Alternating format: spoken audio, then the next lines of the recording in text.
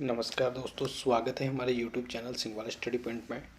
तो दोस्तों आज लेके आए उत्तराखंड का समग्र राजनीतिक इतिहास, और ये अजय सिंह रावत की बुक से लिया गया है। ठीक है दोस्तों, तो आज मैं आपको पहली जो क्लास देने वाला हूँ, जो हमारी आगामी परीक्षा होने वाली है दिसंबर में, उसको ध्यान में रखते हुए ये वीडियो बनाया गया है। दोस्तों वीडियो बहुत अच्छा होने वाला है। इसमें आपको आज उत्तराखंड का बिल्कुल बेसिक जानकारी मैं देने वाला हूँ, जिसका नाम होगा टॉपिक का आज उत्तराखंड ब्रिटिश शासन। ठीक है, उत्तराखंड में जब ब्रिटिश शासन आया और जो हमारे कमिश्नर बने हैं, ठीक है, उनके बारे में मैं आपको बिल्कुल विश्लेषण से ये बताने वाला हूँ। अगर दोस्तों आप वीडियो को देख रहे हो और चैनल पे नए हो, तो आपको करना क्या है, सिर्फ पेन कॉपी साथ में लेके बैठना है।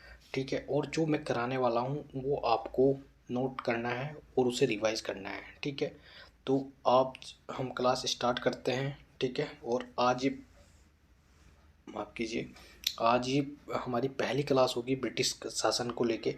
ठीक है, तो जो चैनल पे नए हैं तो चैनल को लाइक शेयर ज़रूर कर देना दोस्तों के साथ। मैं ये नहीं कहूँगा कि आपको मेरे चैनल सब्सक्राइब करना, अच्छा लगे तो करना है, नहीं तो मत करना दोस्तों। वीडियो आपको ध्यान में रख के बनाया गया है। ठीक है, तो चलते हैं अपने टॉपिक की ओर, देखते हैं। सबसे पहले हमने कहाँ से ब्रिटिश की शुरुआत हुई और कैसे कैसे ब्रिटिश का आगमन इंडिया के अंदर आया है। ठीक है, और ईस्ट इंडिया कंपनी के बारे में भी थोड़ी जानकारी देंगे, क्योंकि वहीं से ही ये ब्रिटिश शासन लागू होता है। चलिए दोस्तों,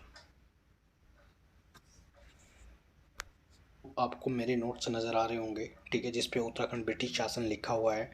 ठीक है, सबसे पहले मैंने आपको बताया है कि ब्रिटिश का आगमन हमारे भारत के अंदर कहाँ से होता है। तो सबसे पहला आप क्वेश्चन डालोगे, प्लासी का युद्ध कब लड़ा गया।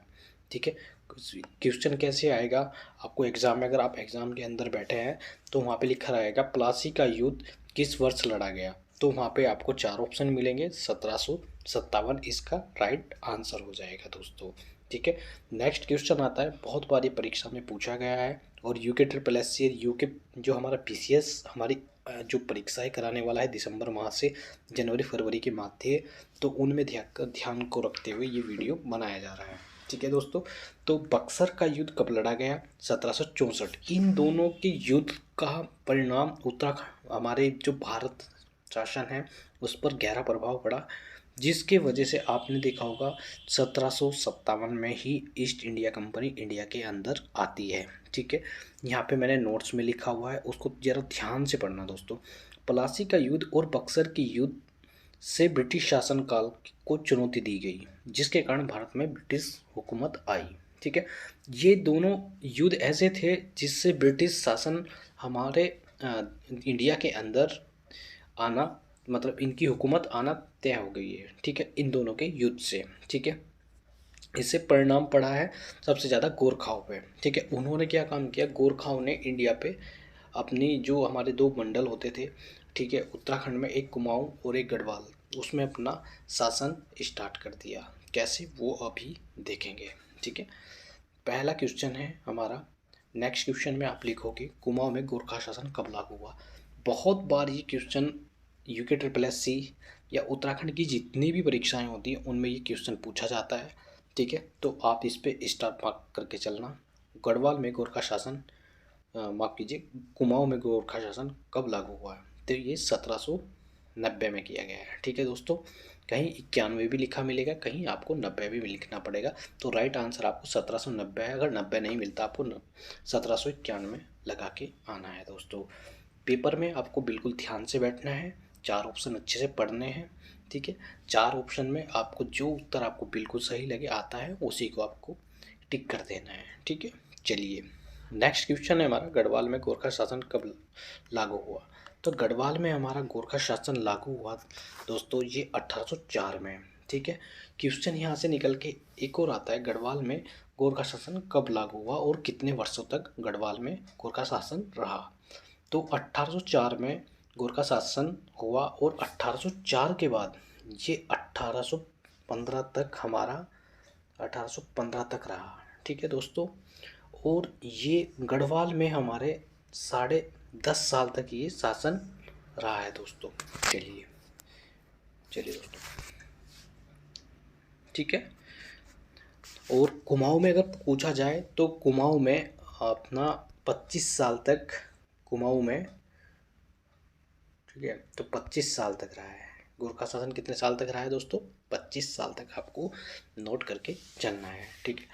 चलिए, नोट्स में आप देखते भी रहना है दोस्तों, अगर आपको समझ में नहीं आ रहा होगा, ठीक है। ये देखिए मैंने यहाँ लिखा हुआ, प्रद्युमन शाह की मृत्यु के बाद गोरखा शासन लागू हुआ उत्तराखंड और गढ़वाल में, ठीक है। मतलब हमारा जो कुमाऊँ था उसमें प्रद्युमन जो शाह है उसकी मृत्यु के बाद 1804 के जो हमारा युद्ध हुआ था उसमें इनकी प्रद्युमन शाह की मृत्यु हो जाती है, ठीक है दोस्तों। और गोरखा शासन यहीं से लागू हो जाता है। तो दोस्तों प्रद्युमन शाह की मृत्यु 1804 के जो हमारा युद्ध होता है गोरखाओं और अपने जो ब्रिटिश, सॉरी माफ़ कीजिए, गढ़वाल, जो हमारे गढ़वाल के एक राजा होते हैं प्रद्युमन शाह, इनके बीच। तो इस युद्ध में हमारे जो प्रद्युमन शाह है वो वीर गति को प्राप्त हो जाते हैं, वहीं पर इनकी मृत्यु हो जाती है और गोरखाओं का गढ़वाल पर शासन हो जाता है, ठीक है दोस्तों। आपको याद रखना है प्रद्युमन शाह की मृत्यु किस युद्ध के दौरान हुई थी, तो 1804 का युद्ध था, ये कालची के खुड़बुड़ा मैदान में हुआ था दोस्तों, ये आपको याद रखना है। चलिए नेक्स्ट है हमारा, देखो वही क्वेश्चन आ गया जो मैं आपको ऊपर बता रहा था, कुमाऊँ में गोरखा शासन कितने वर्षों तक लगा रहा। तो गोरखा शासन कुमाऊँ में पूछेगा, कुमाऊँ आपको जो हमारा नैनीताल क्षेत्र है, अल्मोड़ा क्षेत्र, उसको कुमाऊँ क्षेत्र कहा जाता है। और गढ़वाल क्षेत्र जो हमारा केदारनाथ और ये जो हमारा हरिद्वार वाला और पौड़ी आता है, टिहरी आता है, ये गढ़वाल के अंदर आते हैं दोस्तों, ठीक है। चलिए, गढ़वाल में गोरखा शासन कितने वर्षों तक रहा, तो 10.5 वर्ष तक रहा। और कुमाऊँ में पूछेगा तो 25 वर्षों तक रहा है, ठीक है। तो सबसे पहले देख लेते हैं गोरखाओं का शासन कब से रहा है, कब से ये इन्होंने कैसे कैसे इन्होंने आक्रमण किया। तो सबसे पहले अगर पूछेगा कि गोरखाओं का सबसे पहला आक्रमण किस पर था, तो 1793 में लंगूरगढ़ पर किसने अधिकार किया था, तो गोरखाओं ने सबसे पहले आक्रमण करने का प्रयास किया, गोरखाओं ने लंगूरगढ़ पर, ठीक है। पर इसमें ये सफल नहीं हो सके, ठीक है, याद रखना है। अगर पीसीएस या उत्तराखंड ट्रिपल एस इस क्वेश्चन को पूछता है कि गोरखाओं ने सबसे पहला आक्रमण या अधिकार किस पर किया था जहाँ पर ये असफल रहे थे, तो सबसे पहला इन्हें लंगूरगढ़ पर किया था 1793 में, ठीक है। ये आपको याद रखना है दोस्तों, ठीक है। वीडियो इतना अच्छा बनाया जा रहा है क्योंकि स्टेप बाय स्टेप आप कॉन्सेप्ट क्लियर होते जाएंगे दोस्तों। यकीन मानना ये वीडियो आपके लिए इतना हेल्पफुल होगा कि आप आगामी जो परीक्षा आने वाली है ना उसे फोकस में रखकर बिल्कुल इस वीडियो को एक बार ध्यान से 2 बार रिवाइज कर लेना, तो आपके सारे कॉन्सेप्ट क्लियर होने वाले हैं। क्योंकि नोट्स मैंने अपने हाथों से बनाए हैं, बहुत अच्छे नोट्स हैं। मैंने इससे पहले जो वीडियो दी है कि मैं आपको बेसिक से जानकारी देने वाला हूँ विद इन 30 मिनट्स में। तो गोरखा शासन, आपका जो गोरखा ब्रिटिश शासन है हमारा, तो मैं आज वो आपको कराने वाला हूँ, ठीक है दोस्तों। चलिए, संगोली की संधि किस वर्ष हुई, तो संगोली की संधि हुई थी 2 दिसंबर 1815 में, ठीक है। कितने में हुई थी, 2 दिसंबर 1815 में। और इसे स्वीकृति कब मिली थी दोस्तों, अगर ये पूछ ले संगोली की संधि को ब्रिटिश सरकार ने कब अपनाया था, तो ब्रिटिश सरकार ने इसे अपनाया था दोस्तों 4 नवंबर, ठीक है, 1815 में, ठीक है। याद रहेगा दोस्तों, 16 में, माफ़ कीजिए 16 में है दोस्तों, 4 नवंबर 1816 में, ठीक है। चलिए, आपको याद रखना है संगोली की संधि किस वर्ष हुई, इसके क्या परिणाम पड़े, ठीक है, वो आगे हम करने वाले हैं इस पर डिस्कस, ठीक है दोस्तों। चलिए, उत्तराखंड में पहला प्रयास किस ब्रिटिश शासन ने किया था जो उत्तराखंड की सुंदरता और दृश्य के लिए एक कमेटी बनाना चाहता था, ठीक है।